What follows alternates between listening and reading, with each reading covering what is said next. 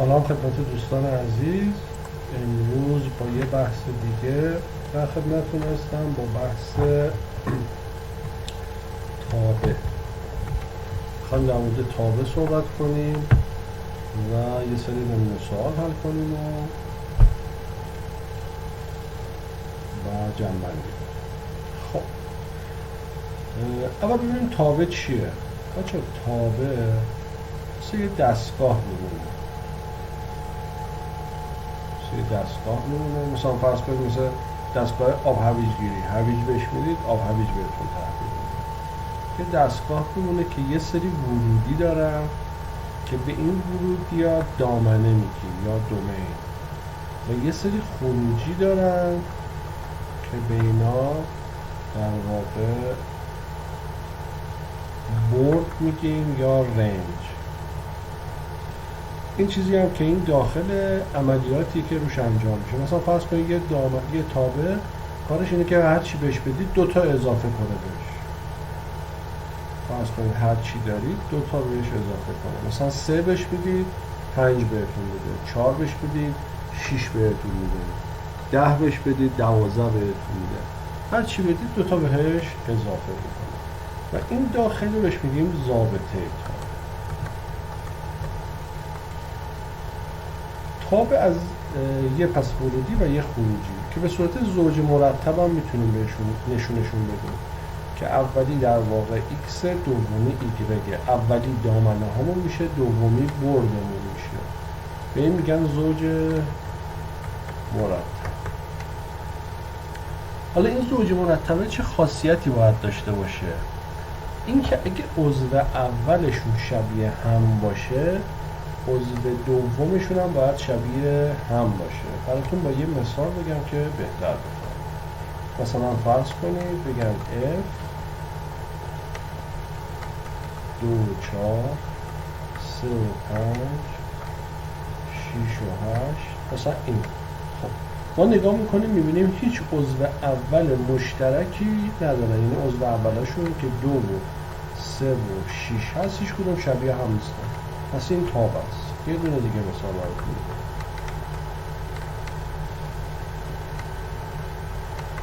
5 و 3 منهای 1 و 2 5 و منفی 2. الان نگاه کنید اینجا ما الان دو تا عضو اول داریم که شبیه همه، 5 5. میایم سراغ عضو دوماشون ببینیم آیا شبیه هم هست. میبینیم نه، یکیش 3 یکیش منهای 2. پس این تابع نیست. کمتر تو آزمون‌های یوز در واقع دیده شده که سوال به این ترتیب بدن. معمولا با همون ضابطه کار میکنن و یه نمونه سوالا مدلش بالا. پس ما با تابع و زوج مرتب آشنا شد. این نمایش زوج مرتب بود. یه نمایش دیگه داریم که به صورت ضابطه نمایش میدن. مثلا بچه‌ها فرض کنید میگن fx مساوی 2x به اضافه 3. خب این یعنی چی؟ این ضابطه تابعونه. حالا به ما بگن مثلا f1 چی میشه؟ یعنی ما به جای x باید چی بذاریم؟ 1 میشه 2 در 1 به اضافه 3. 2 یکی 2 تا با 3 تا 5 تا. fx پس شده 2x به اضافه 3. f1 چی میشه؟ این. f مثلا فرض کنید نیمکت چی میشه؟ به جای x میذاریم نیمکت، میشه 2 تا نیمکت به اضافه 3. یعنی هر چیزی که اینجا جایگزین کردیم به جای x میذاریم. این هم نمایش چیه؟ ضابطه تابع است.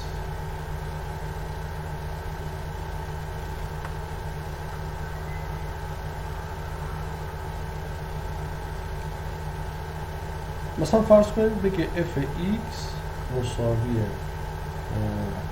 x به توان 2 منهای 1. حالا fx به اضافه 2 چی میشه؟ بچه چیکار میکنیم واسه این؟ ببینید الان به جای این x نشسته x به اضافه 2. پس ما هر جا اونور x دیدیم میذاریم x به اضافه 2 بشه. پس به جای این x میذارم چی؟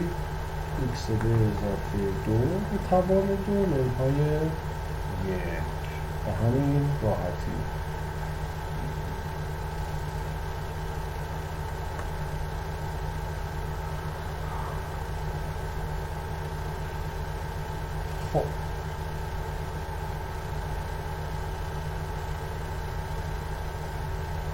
بریم حالا یه نمونه تست حل کنیم.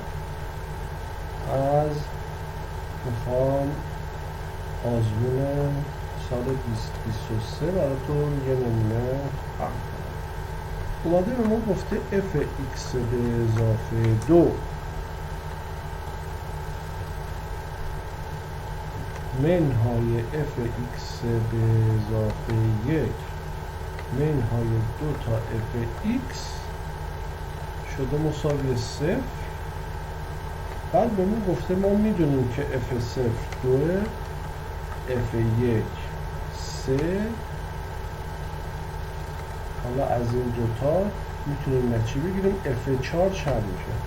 از این مدل خیلی دادن، تقریبا تو هر آزمون یه دونه این مدلی حتما میدن و این اگه یاد بگیرید میتونید یکی از تست‌ها رو راحت بزنید.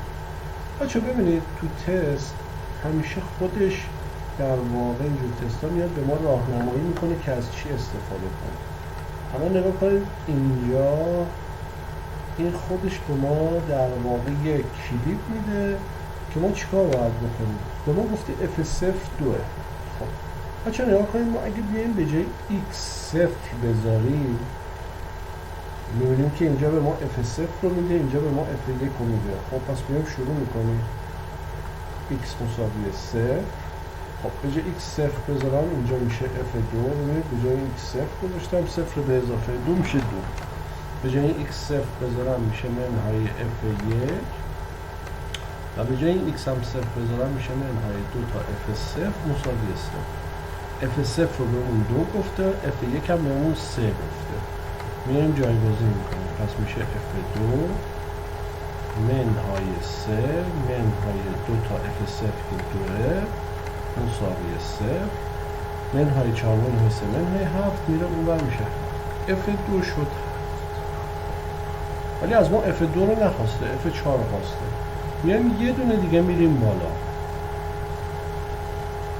ممکنه شما بگید ما همینجا یه ضرب به جای x2 بذاریم. اگه یه ضرب به جای x2 بذاریم میشه f4 f3 f2. ما نه f2 رو داریم نه f3 رو داریم. پس مجبوریم اینجوری مرحله به مرحله بریم بالا تا بتونیم f4 رو به دست بیاریم. حالا اگه x رو بزنیم یه میشه f3 منهای f2 منهای 2 تا f1 مساوی 3. حالا میریم دوباره جایگزین میکنیم. میشه f3 f2 که 7 f1 همونم که 3 داده.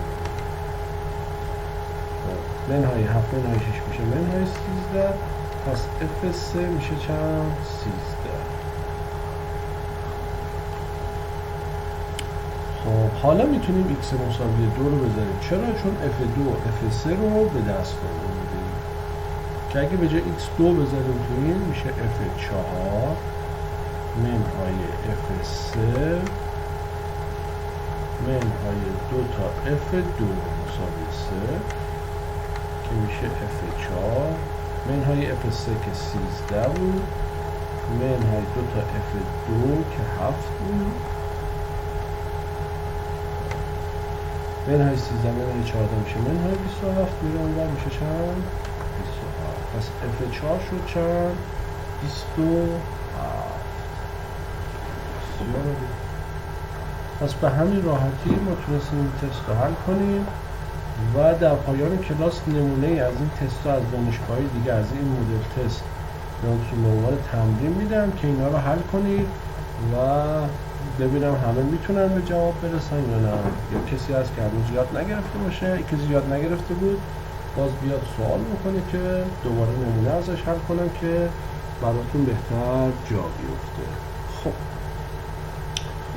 بریم سراغ یه سوال دیگه، یه تیپ سوال دیگه که یه خورده شاید اولش به نظر سخت بیاد. مال سال 2022 اینو خوب گوش کنید که قشنگ یاد بگیرید. ببینید سوال اومده به ما fx به روی رادیکال 3 رو داده ax2 به اضافه به و x رادیکال 5 رو داده به x2 به اضافه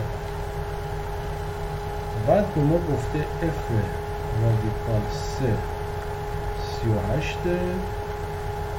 جی 5 رادیکال 2 24.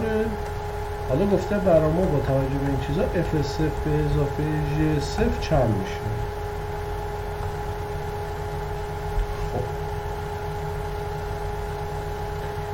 ببینید دوباره اینجا این دوتایی که داده در واقع کلید حل این سواله. ما میدونیم که اف رادیکال 3 میشه 38.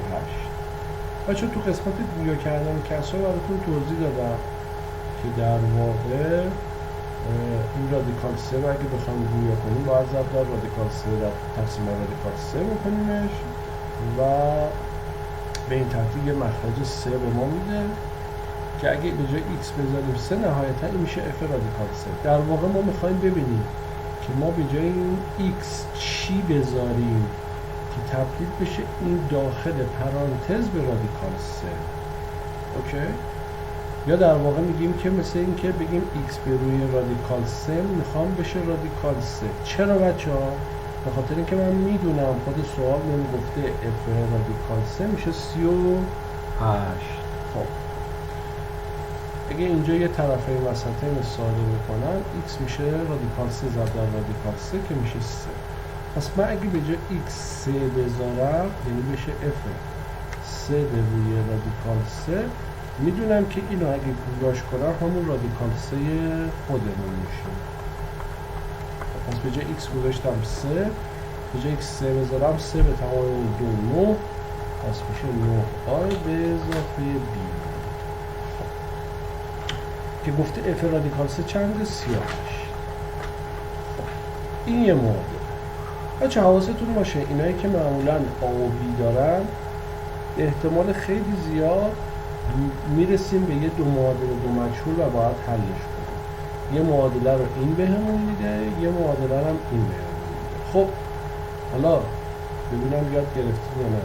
میخوایم ببینیم به جای این x چی بذاریم که این داخل بشه 5 رادیکال 2. بچه میدونید که رادیکال 5 در رادیکال 5 رو به ما میده.